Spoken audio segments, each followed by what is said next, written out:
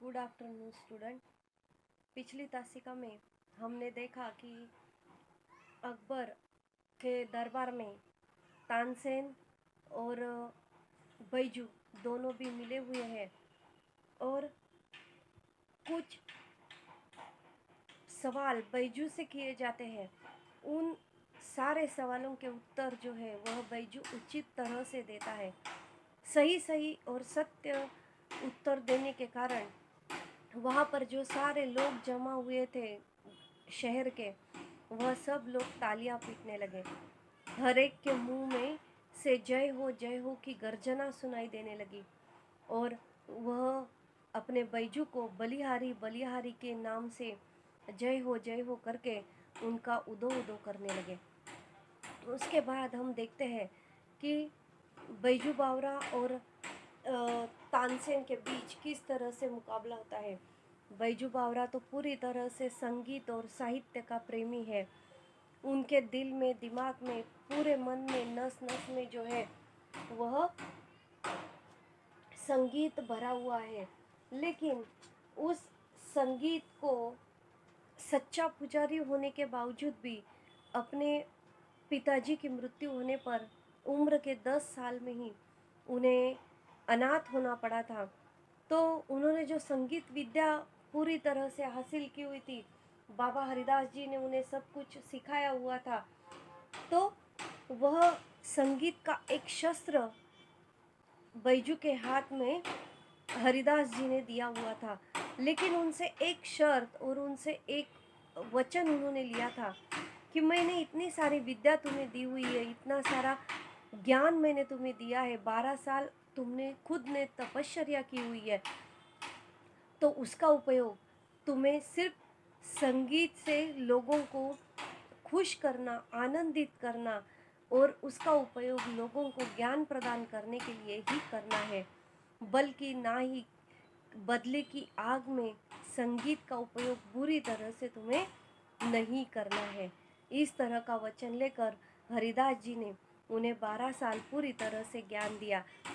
अभी उसका उपयोग देखिए, तानसेन और बैजू दोनों के बीच अकबर के दरबार में किस तरह से मुकाबला होता है। तो वह दरबार जो भरा हुआ है वह तो आपको पता है कि जंगल में है, वन में है। वहाँ पर सारा आगरा शहर के लोग जो है वह आए हुए हैं और उनके सामने यह सारी जो दोनों के बीच का मुकाबला है संगीत का, वह चल रहा है। तो अभी हम आगे देखते हैं। इसके बाद बैजू बावरा ने सितार हाथ में ली और जब उसके पर्दों को हिलाया तो जनता ब्रह्मानंद में लीन हो गई।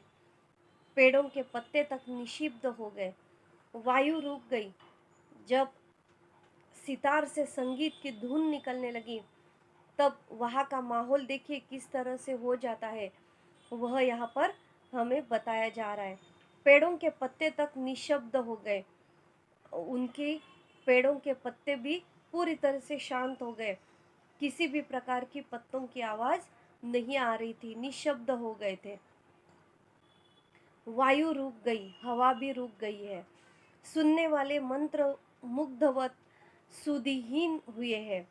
सुधिहीन हो जाना यानी पूरी तरह से अपने आप में तल्लीन हो जाना, सुनने में मशगूल हो जाना, मंत्रमुग्ध हो जाना। सुधिहीन बेहोश हो जाना। सुधिहीन हुए सिर हिलाने लगे। बैजू बावरी की अंगुलियां सितार पर दौड़ रही थी। उन तारों पर राग विद्या निछावर हो रही थी और लोगों के मन उछल रहे थे, झूम रहे थे, थिरक रहे थे। यह आपको आकृतिबंध पूर्ण करने के लिए आ सकता है।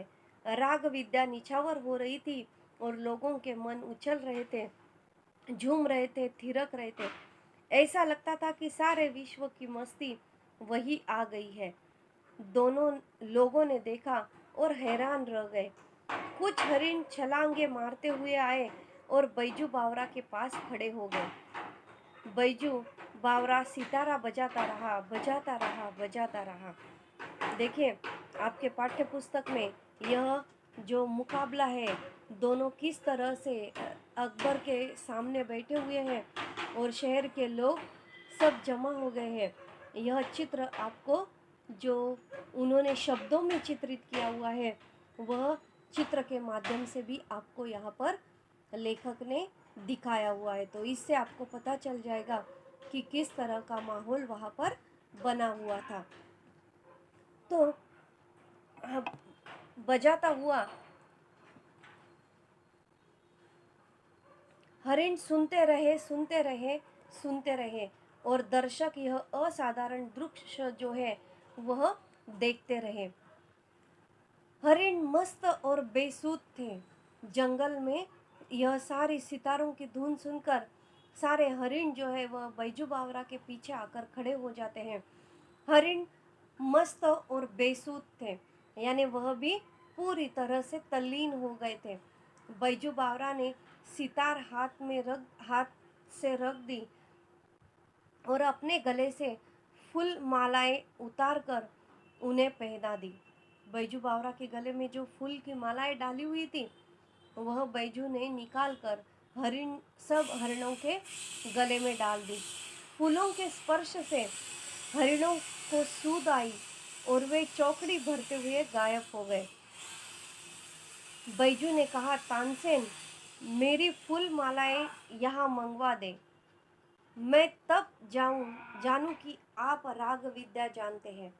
अभी हरिण आए हुए थे, हरिणों को फूलों की माला पहनाई गई और हरिण झूमते हुए, नाचते हुए, हंसते आनंदित होकर वहां से चले गए हैं।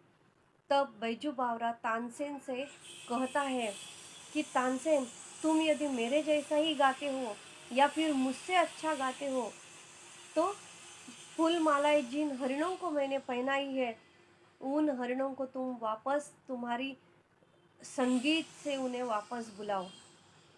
मैं तब कहूँगा कि सच में तुम राग विद्या पूरी तरह से जानते हो।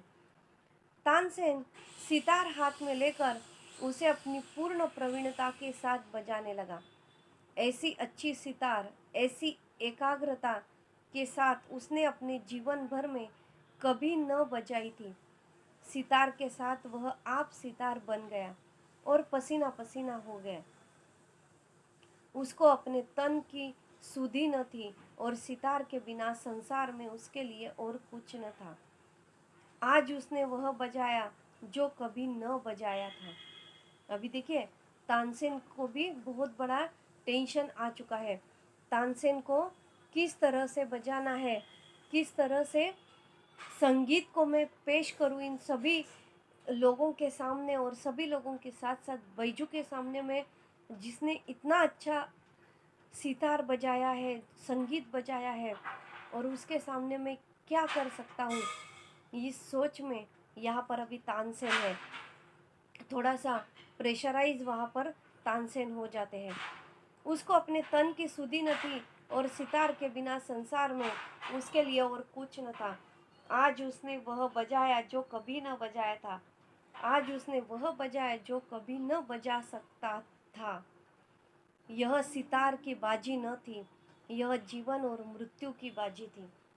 अभी यह जो वाक्य है वह आप अंडरलाइन कर लीजिए और इस वाक्य को लेकर आपको आपका मत प्रदर्शित करने के लिए कहा जा सकता है कि यह सितार की बाजी न थी, यह जीवन और मृत्यु की बाजी थी। इस वाक्य का स्पष्टीकरण दीजिए, या आपके मत इस वाक्य के लिए क्या हो सकता है वह बताइए। इस तरह से सवाल यहाँ पर हो सकता है। तो यह जो बाजी थी, यह ऐसा क्यों कहा गया है इस वाक्य में? तो आपको पता है कि अकबर के दरबार में तानसेन के सिवा कोई संगीत नहीं बजा सकता था, पूरे शहर में भी कोई संगीत नहीं बजा सकता था। लेकिन आज जो मुकाबला हो रहा था, उस मुकाबले में यदि बैजू बावरा हार जाता है तो उसे भी उसके पिता की तरह मृत्यु के घाट उतर जाना होगा, और बैजू यदि जीत जाता है तो फिर तानसेन को किस तरह की सजा देनी है वह बैजू तय करने वाला था। तो अकबर के दरबार में संगीत विद्या का प्रदर्शन करना मानो जीवन और मृत्यु के साथ खेलने का जैसा हो जाता है। आज तक उसने अनाड़ी देखे थे, आज तक तानसेन ने सिर्फ अनाड़ी लोग देखे हुए थे। आज उसके सामने एक उस्ताद बैठा था। बैजू बावरा कौन थे? 12 साल की तपश्चर्या और विद्या हासिल करके, ज्ञान प्राप्त करके वह उस्ताद गंधर्व बने हुए थे और वह आज तानसेन के सामने बैठे हुए थे। कितना ऊंचा, कितना गहरा, कितना महान! आज वह अपनी पूरी कला दिखा देना चाहता था। तानसेन अपनी पूरी कला जो उसके पास थी वह सारी कला दिखाना चाहता था। आज वह किसी तरह भी जीतना चाहता था, क्योंकि तानसेन को पता था कि अकबर ने उसके जीवन और मृत्यु का पूरी तरह से निर्णय बैजू के हाथ में दे दिया है। यदि तानसेन हार जाता है तो बैजू उसे मृत्यु दंड दे देगा, और जीत जाता है तो फिर बैजू को वहाँ से जो सज़ा मिलेगी वह सुननी पड़ेगी। तो इसलिए आज तानसेन किसी भी तरह से जीतना चाहता था। आज वह किसी भी तरह जीते रहना चाहता था। बहुत समय बीत गया, सितार बजती रही, अंगुलियां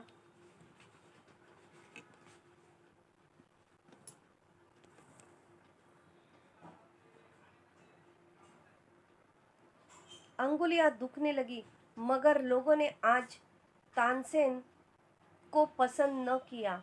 सूरज और जुगनू का मुकाबला ही क्या, आज से पहले उन्होंने जुगनू देखे थे, यानी जो सिर्फ अंधेरे में ही बजा सकते हैं, उजाले में नहीं दिख सकते। जुगनू आपको पता है कि वह जुगनू जो होता है वह रात के अंधेरे में ही चमकता है। दिन में वह कहाँ है, कि कहाँ पर बैठा हुआ है, किसी को भी नहीं दिखाई देता है। तो यह जुगनू जो है वह सिर्फ रात में दिखाई देता है। यानी आज तक जो मुकाबले होते आए वह तानसेन सूरज बनता रहा, और उसके सामने जो भी संगीत गाने वाला आता था उसको वह जुगनू बना देता था। यानी आज दिखाई दिया, उसके बाद वह उसके साथ जो संगीत गाता है वह कभी दिखाई नहीं देता था। तो आज वही मुकाबला जो है, आज बैजू और तानसेन का मुकाबला मानो सूरज और जुगनू का मुकाबला है। सूरज लख लख प्रकाशमय हो जाता है, सबको उजाला देता है, और जुगनू जो होता है वह रात के अंधेरे में छोटी सी उजाले में वह अपने आप को संभालता है। लेकिन दिन में जुगनू अपनी प्रकाश नहीं दिखा सकता है। आज से पहले उन्होंने जुगनू देखे थे, आज उन्होंने सूरज देख लिया था। अभी शहर के जो सारे लोग वहाँ पर आए हुए थे, अकबर वहाँ पर बैठे हुए थे और तानसेन भी वहाँ पर थे। तो वहाँ पर आज तक हमेशा जुगनू दिखाई दिया था, लेकिन आज बैजू के रूप में सूरज दिखाई दे रहा था। बहुत चेष्टा करने पर भी जब कोई हरिण न आया तो तानसेन की आंखों के सामने मौत नाचने लगे। बैजू ने कहा था कि जो इन हरिणों को हमने माला पहनाई है उन हरिणों को तुम वापस बुलाकर दिखा सकते हो, तो आप जीत गए। इसलिए तानसेन जो जो अच्छा वो बजा सकता था, जितना अच्छा बजा सकता था उतना अच्छा उसने बजाने की कोशिश की, ताकि हरिण वापस आ जाए तो तानसेन की जीवन दान उसे मिलने वाला था, उसको मृत्यु नहीं दिया जा सकता था। लेकिन तानसेन की आंखों के सामने मौत नाचने लगी, देह पसीना पसीना हो गई, लज्जा से मुखमंडल लाल कर दिया गया था। आखिर खिसी आना होकर बोला, वे हरिण अचानक इधर आ निकले थे, राग की तासीर से न आए थे। हिम्मत है तो अब दोबारा बुला कर दिखाओ। अभी तानसेन को डर था कि हरिण तो इतना सब कुछ मैंने बजाया लेकिन हरिण तो नहीं आए। तो उन्होंने क्या कारण बताया हरिण यहाँ वहाँ पर आने का? तो वह तो इसी रास्ते से जा रहे थे। जाते जाते यहाँ पर लोगों की भीड़ उन्होंने देख ली, इसलिए वह हरिण यहाँ पर आकर खड़े हो गए थे।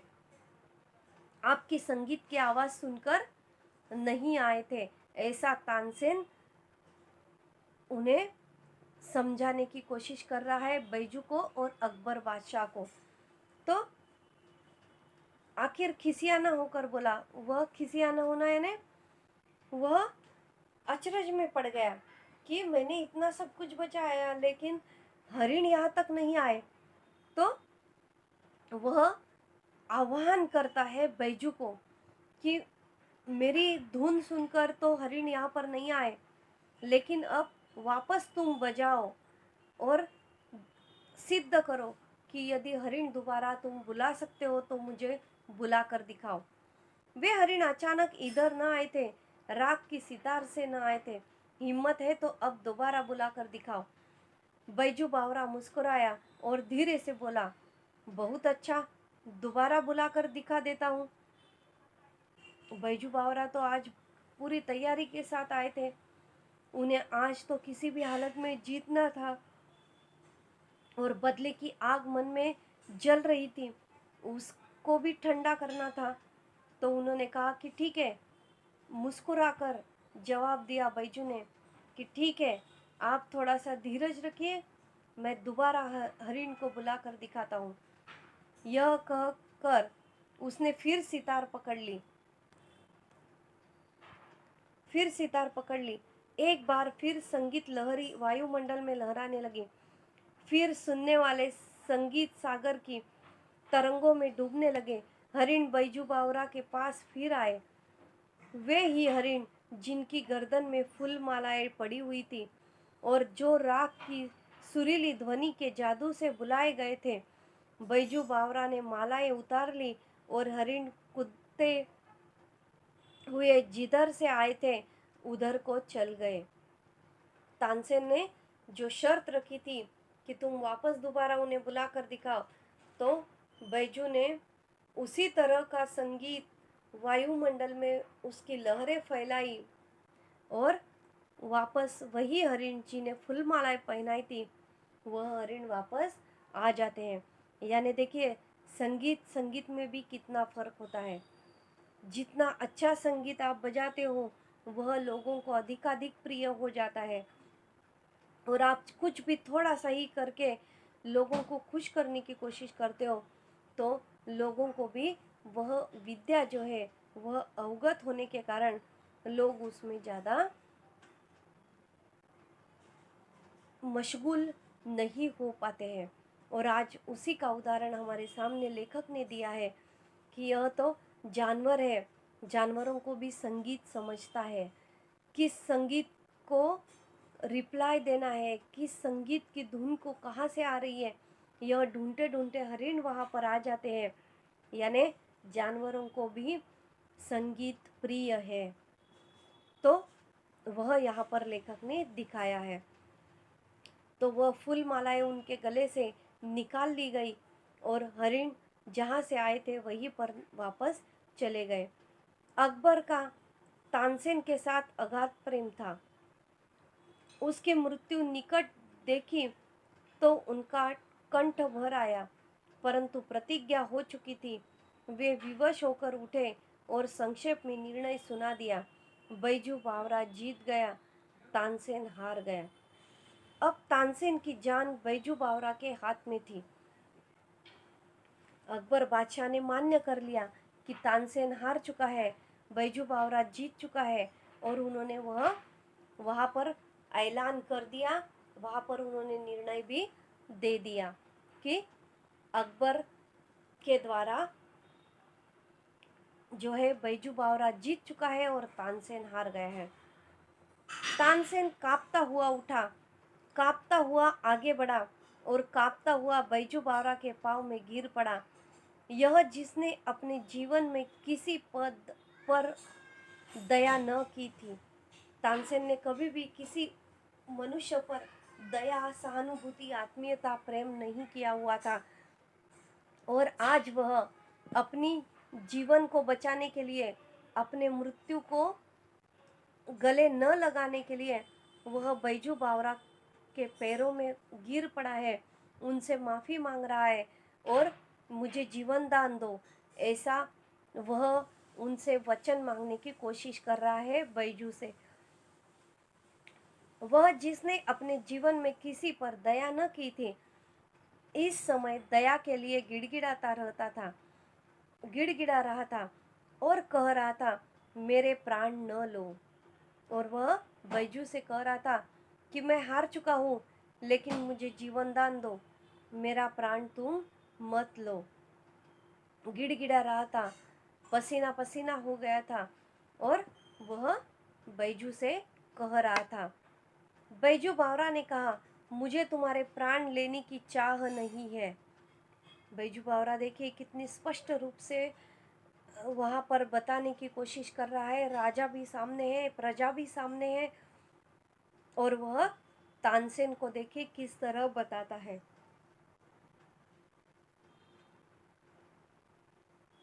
बैजू बावरा कहता है, मुझे तुम्हारे प्राण लेने की चाह नहीं है। तुम इस निष्ठुर नियम को उड़वा दो कि जो कोई आगरे की सीमाओं के अंदर आए गाए, अगर तानसेन के जोड़ का न हो तो मरवा दिया जाए।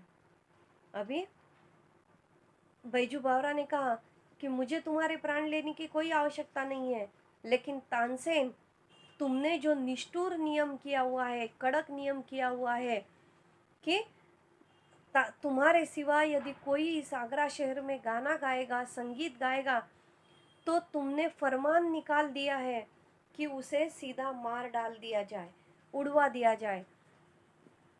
जो कि कोई आगरे की सीमाओं के अंदर गाना गाए, अगर तानसेन के जोड़ का न हो तो उसे मरवा दिया जाए। इस तरह का फरमान तानसेन ने अभी तक नियम बना कर रखा हुआ था कि मेरे सिवा कोई अच्छा गाना गाता नहीं है, और जो भी इन सीमाओं के अंदर गाना गाएगा उसे मृत्यु के घाट उतार दिया जाएगा। ऐसा फरमान वहाँ पर तानसेन ने करके रखा हुआ था बहुत सालों पहले से, क्योंकि तानसेन को हमेशा हमेशा अकबर के दरबार में ही संगीत गाना था, क्योंकि वहाँ से उन्हें तोहफे मिलते थे, वहाँ से उन्हें कुछ न कुछ इनाम के स्वरूप में मिलता था। इसलिए तानसेन किसी के संगीत को वहाँ पर सहन नहीं कर रहा था। अपना ही सब कुछ भला हो जाए, इस सोच में तानसेन डूबा हुआ था। अकबर ने अधीर होकर कहा, यह नियम अभी इसी क्षण से उड़ा दिया जाए। यानी जो तानसेन ने नियम किया था कि सीमाओं के अंदर जो गाना गाएगा उसे मार दिया जाएगा, इसलिए उस आगरा शहर में कोई भी व्यक्ति गाना नहीं गाता था। तब बैजू ने वहां पर उनसे वचन लिया कि तुम अभी किसी की जान नहीं लोगे। जिसे गाना गाना है, जो कुछ भी करना है, उसे खुले दिल से, खुले आसमान के नीचे उनके विचारों के मत के अनुसार उन्हें करने दिया जाए। तब अकबर ने वह शर्त मान ली। अधीर होकर, उनका मन नहीं मान रहा था, लेकिन फिर भी अकबर को वह अधीर होकर मन पर पत्थर रखकर कहना ही पड़ा कि आज से यह नियम बंद हो जाएगा, इसी क्षण से इस नियम को बंद कर दिया जाए। तानसेन बैजू बावरा के चरणों में गिर पड़ा गया और दीनता से कहने लगा, मैं यह उपकार जीवन भर नहीं भूलूंगा। बैजू बावरा ने जवाब दिया, 12 बरस पहले की बात है, आपने एक बच्चे की जान बख्शी थी, आज उस बच्चे ने आपकी जान बख्शी है। तानसेन हैरान होकर देखने लगा। फिर थोड़ी देर बाद उसे पुरानी एक भूली हुई, एक धुंधली सी बात याद आ गई। यानी बैजू बावरा तो वहाँ पर जाकर जीत गया, लेकिन उसने संगीत के द्वारा ही किसी का दिल और दर्द, दुख न बांटते हुए उन्होंने अपने पिताजी के मृत्यु का बदला तानसेन से लिया और उन्हें बता दिया कि 12 साल पहले तुमने मुझे अनाथ किया था, मेरे पापा को तुमने मौत के घाट उतार दिया था, लेकिन मैं वैसा नहीं करूँगा, मुझे ऐसी सीख नहीं मिली हुई है। तो मैं सिर्फ यहाँ पर जो है तानसेन को खास बताने के लिए, समझाने के लिए आया हुआ था कि मेरे पिताजी को तुमने, मैं 10 साल का था तब तुमने मेरे पापा को मृत्युदंड दे दिया और मुझे अनाथ कर दिया। तानसेन हैरान होकर देखने लगा। फिर थोड़ी देर बाद उसे पुरानी भूली हुई याद आ गई। एक धुंधली सी बात याद आ गई कि मैंने 12 साल पहले कुछ गलत काम किया हुआ था और उसका परिणाम मुझे अब इस समय उसके बेटे के द्वारा ही भुगतना पड़ रहा है। यह तानसेन की समझ में आ जाता है। यानी कभी भी किसी भी, इस पाठ से हमें यह सीख मिलती है कि कभी भी किसी भी तरह की परेशानी हो, संकट हो, तो उसका मुकाबला करके आगे निकलो, बल्कि ना ही किसी के ऊपर अन्याय नहीं करना चाहिए, प्रतिकार नहीं करना चाहिए। किसी को तकलीफ हो ऐसा जीवन उसे, हमारी ओर से उसे कोई प्रश्न या समस्या निर्माण हो, ऐसा जीवन हमें नहीं जीना चाहिए। सभी को खुशियाँ बांटनी चाहिए, खुशियों में सबको रहने देना चाहिए और उन खुशियों में भी हम एक उनका हिस्सा बनकर उनके साथ रहना चाहिए। ऐसा यहाँ पर लेखक ने हमें संदेश दिया है कि बदले की आग में यदि तुम बदला ही चाहते हो तो वह बदला नुकसान पहुंचा सकता है, अधिक हानि वहाँ पर हो सकती है।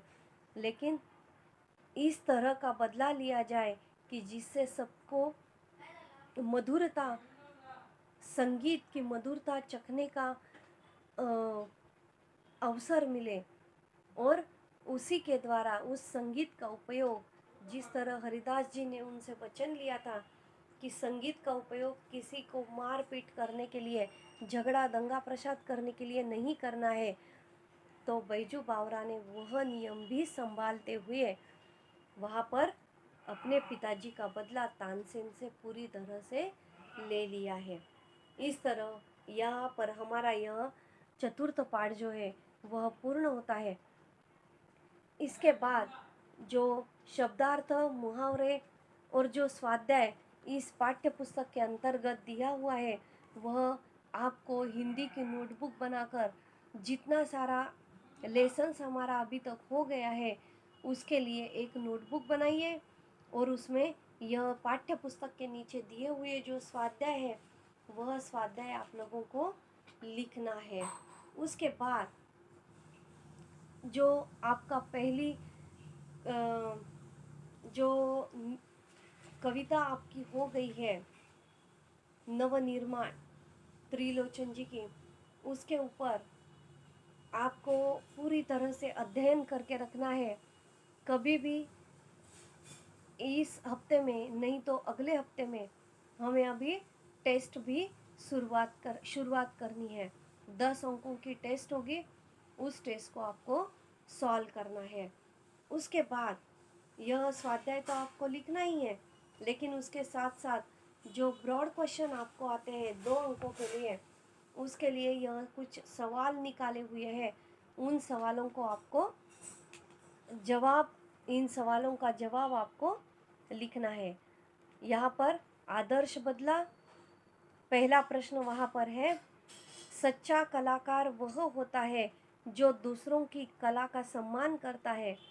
इस कथन पर अपने विचार लिखिए। सच्चा कलाकार किसे कहोगे? बैजू को, क्योंकि उसने अपनी कला का उपयोग किस लिए किया है? अपना खुद का सम्मान बढ़ाया है। अकबर के दरबार में आए हुए सारे प्रजाजन जो थे उनका दिल बहलाया है, बल्कि दिल बहलाई नहीं है तो संगीत का उन्होंने सम्मान किया हुआ है और उस सम्मान को, उस संगीत को उन्होंने किसी भी गलत काम करने के लिए उपयोग नहीं करेंगे, ऐसा वचन भी बाबा हरिदास जी को उन्होंने दिया हुआ था।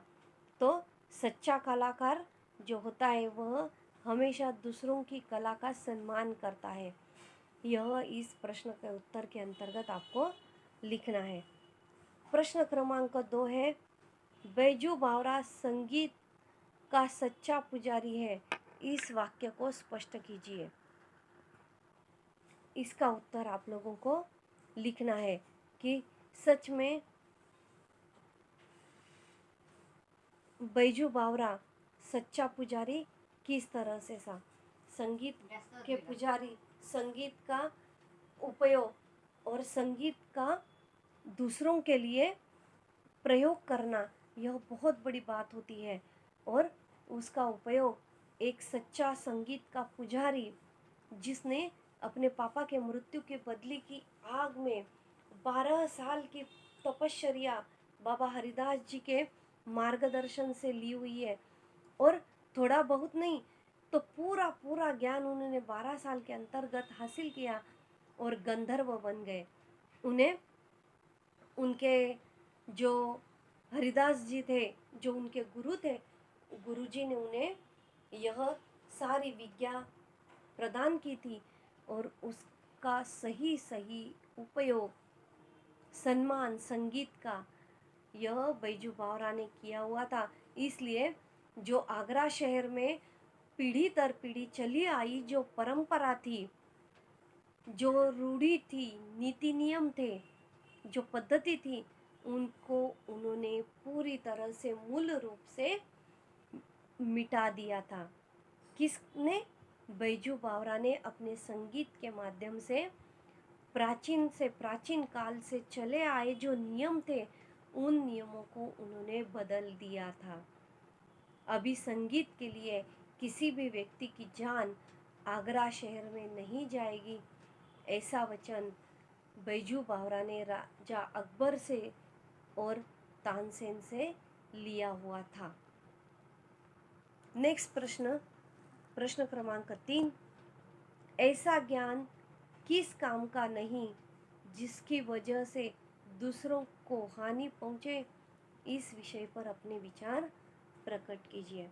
अभी ज्ञान प्राप्त करना या किसी को ज्ञान देना, यह इसके लिए कोई मूल्य हमें नहीं देना पड़ता है, लेकिन ज्ञान किस काम का नहीं जिसकी वजह से दूसरों को हानि पहुंचे।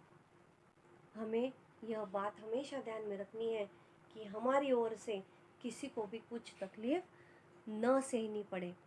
उसे हमेशा हमेशा हम जितनी हो सके उतनी खुशियाँ हम दूसरों को बांटते रहे, दूसरों को प्यार देते रहे, सम्मान करते रहे, तो भगवान भी हमें किसी भी प्रकार के संकट में नहीं डालता है। हमारे संकटों का वह पुजारी बन जाता है, और पुजारी होने के साथ साथ किसी को भी किसी छोटी सी भी प्रकार की हानि नहीं पहुंचानी है। यह बैजू बावरा समझ जाता है और वह सबको बताने की कोशिश भी करता है। तो इस तरह से यह चौथा पाठ हमारा पूर्ण हुआ है, आदर्श बदला। इसके लिए जो स्वाध्याय आपको दिया हुआ है वह स्वाध्याय आप नोट डाउन करके रखिए। उसके साथ साथ पाठ्य पुस्तक में दिया हुआ जो स्वाध्याय है वह भी आप सॉल्व करके रख दीजिए। उसके बाद यह लेसन हमारा आज पूर्ण हुआ है। नेक्स्ट लेक्चर में हमें यह नेक्स्ट टॉपिक जो है आपका गुरुबानी, यह गुरुबानी जो है वह गुरु नानक जी के द्वारा लिखित है। उसके अंतर्गत जो दोहे आए हैं, जो चारपाई आई हुई है जिसे चारोई कहते हैं, तो उन सभी का अध्ययन हम नेक्स्ट तासिका में करते हैं। Thank you.